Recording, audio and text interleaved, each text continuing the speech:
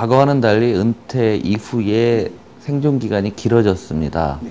그리고 시장 환경도 바뀌어서 자산 가격 상승률도 하락하고 있고 금리도 크게 낮아졌습니다. 그래서 젊어서부터 자신의 길어진 노후를 준비하기 위해서 젊어서부터 자기의 인생의 마스터 플랜을 짜서 차근차근 준비해 나가는 이 과정을 은퇴 설계다라고 보셔야 될 것 같아요. 그래서 은퇴가 임박하신 분도 당연한 그것이 필요하지만 이제는 자산 수익률이 많이 낮아졌기 때문에 더 젊었을 때부터 오히려 보험 같은 경우는 태어나서 가입하는 게 제일 좋습니다. 아기 때. 이런 과정을 은퇴 설계로 보시면 될 것 같습니다. 일단 평균 수명은 늘어났고 그 다음에 출산율은 떨어지니까 고령화 사회와 인구 감소가 예상이 됩니다. 그럼 과거와는 달리 사회 안전망들이 상당히 불안해지겠죠. 그래서 지금 생각하는 사회 안전망이 30년 후에는 전혀 다른 모습으로 바뀌어져 있을 거다는 얘기입니다. 그렇기 때문에 개인적인 차원에서 바뀌어진 사회 안전망이라는 것이 지금보다 보장률은 떨어질 수밖에 없어요. 인구가 감소하기 때문에. 그럼 개인의 입장에서는 그 부분을 미리 예상을 하고 지금부터 30년 후의 일이지만 지금부터 준비를 해나가야 되는 거고요. 그래서 나이 구분이 없는 것이 은퇴 설계가 된 거죠.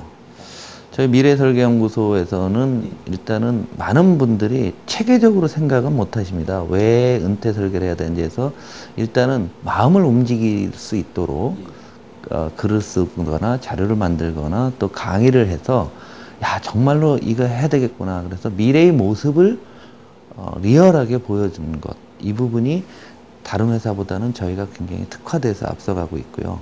두 번째는 그렇기 때문에 어떤 식으로 지금부터 투자를 해야 될까?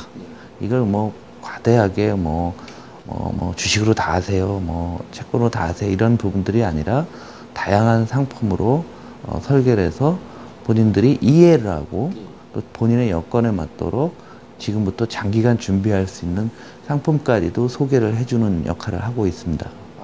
일단 금리 전망이요.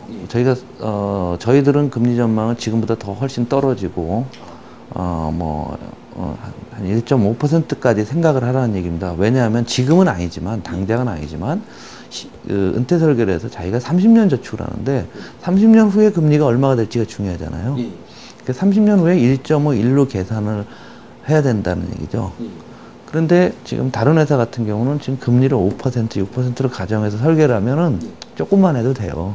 근데 30년 후에 금리가 1%가 만약에 된다, 1번형까지 되면 더 많이 해야 되겠죠. 더 오래 해야 되지 않겠습니까?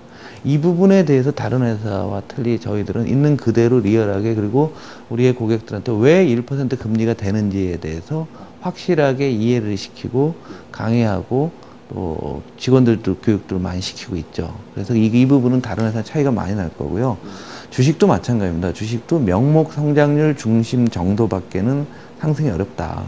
그러면 명목 성장률이라고 하는 게 실질 성장률 더하기 물가 상승률입니다. 근데 성장률이 지금 우리나라가 지금 3분기에 1.6 돼서 난리인데 1.6이 계속 고착화될 수도 있다라는 얘기죠. 그러면 성장률이 낮아지는 것은 불가피하다라고 보면 성장률 낮아지고 물가도 뭐 그렇게 많이 안 올라가니까 주가 상승률도 과거에 1년에 10%, 지난 10년간 연평균 10%씩 올랐다 하면은 그것을 가정해서 미래 설계하면 안 된다는 거죠.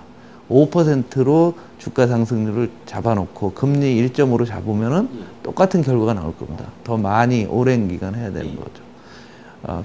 그리고 또 하나의 부분들은 아직은 저희들한테 많은 사람들이 이 부분에 대해서 인식이 떨어집니다. 장기 금리에 대해서 30년 후에 금리 어떻게 될까 생각도 안 하고 있는데 그러다 보니까 어떤 현상이 있냐면 지금도 약간의 리스크를 감내할 경우에는 7, 8%짜리 상품이 많아요.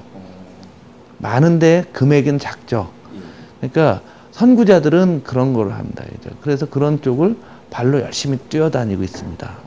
그러니까 다른 분들한테도 자 이게 모든 사람이 미래 설계를 해서 하게 되면 그 상품은 없어집니다. 금리가 떨어져요. 경쟁률이 높아지게 되고 또 많이 만들게 되면 수익률이 떨어지죠. 그렇기 때문에 그런 틈새가 있으니까 빨리 하셔야 된다라는 거죠. 그래서 이제 그런 식의 논리, 교육 이런 부분들이죠. 근데 많은 연금이라는 것은 기본적으로 10년 이상 보여야지만 소득공제라든가 이런 부분에서 나오지 않습니까? 그런데 은퇴를 임박했으면 10년 이상 볼 수가 없잖아요. 그런 경우에는 뭐 주식 비중은 뭐 적립식으로 한다든가 아니면 금융상품에 대해서 지금은 과거에서는 누가 떠넘겨줬어요. 떠먹여주면은 그냥 그런가 보다 했는데 이제는 본인이 찾아놨으면 다양한 또 상품들이 있습니다. 단 과거와는 달리 리스크가 없는 건 없어요. 리스크는 약간은 짊어져야 되는데 그러려고 하면은 본인이 어떻게 해야 되냐 공부를 해야 되겠죠. 그 리스크에 대해서 본인이 충분히 이해하고 그럴 가능성이 약하다, 거의 없다. 그럴 경우에는 그런 7, 8%짜리 또 때로는 10%짜리 상품에 가입을 할 수가 있는 거죠. 그런데 본인이 인지를 못하게 되면 선뜻 가입을 못하는 거죠. 못하게 되니까 그런 것들이 계속 축적되다가 은퇴를 하게 되면은 정말 지금 하우스푸어가 문제지만 은퇴자 푸어 상태가 될 수밖에 없는 거죠. 그래서 스스로 이제 미래에 대한 관심들을 정말 많이 갖고 나이 구분 없이 일찍 시작하는 분들은 이제 개인연금 형태로 다양한 개인연금도 여러 종류가 있으니까 하고 뭐 공적연금 다 가입이 돼야 되고요. 그 전자하에서 개인연금 비중을 확 늘려야 되고 또 소득공제도 되는데 금리가 낮아지면 소득공제의 그 비중이 훨씬 커집니다. 이 혜택이. 그렇게 해야 될 것 같고요. 연세를 드신 분도 나이를 먹어갈수록 금융을 이제는 본인이 이해하고 공부하지 않으면은 이제 적응하기 어려워지는 그런 시대가 된 거죠.